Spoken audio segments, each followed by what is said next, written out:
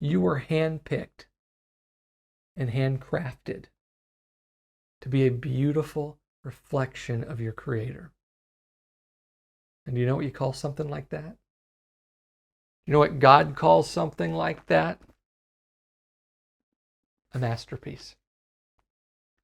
He calls us a masterpiece.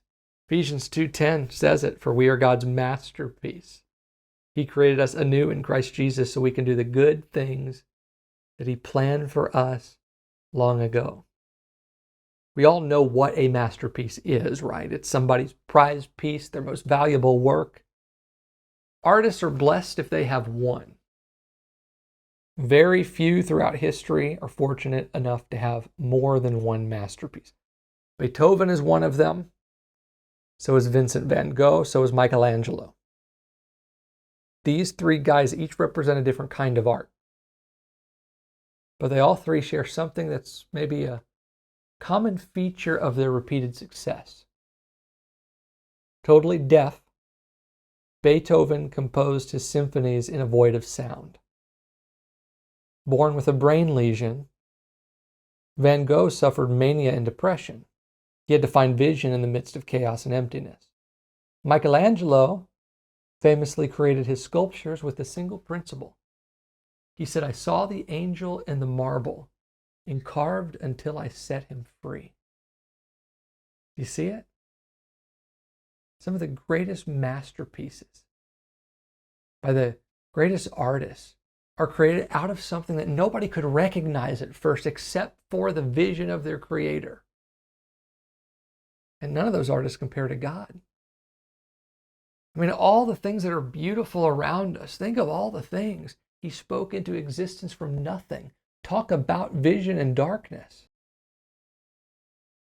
So I say all of that to say, I know that your life might not look like much of value to others or even to you. But you need to know that God sees the value in you because He placed it there. That's why He chose to bring you into existence.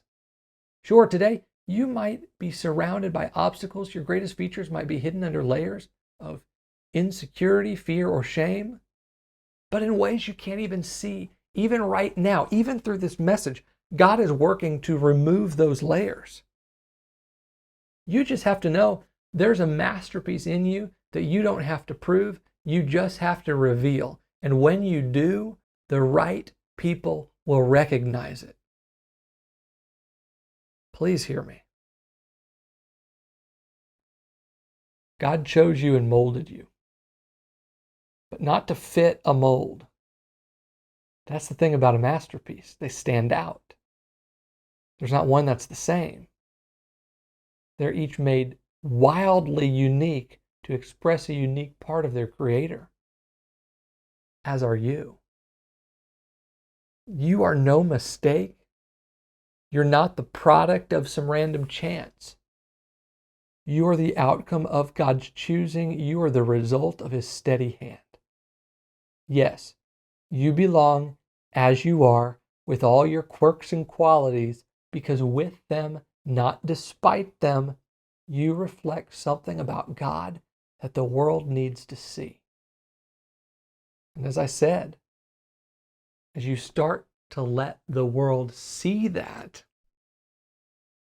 you will naturally find your people and you'll find your place. Let me ask you, how would your life change if memories of past rejection no longer hurt? What could you do if you weren't afraid of being rejected in the future? Maybe you think it's not possible. I've dealt with this for so long. But I'm here to tell you it is. If you've read any of my books or heard me speak, you know that the pain and fear of rejection ruled my life for so long. But I found real healing and freedom, and you can too. That's why I created my eCourse, Rejecting Rejection.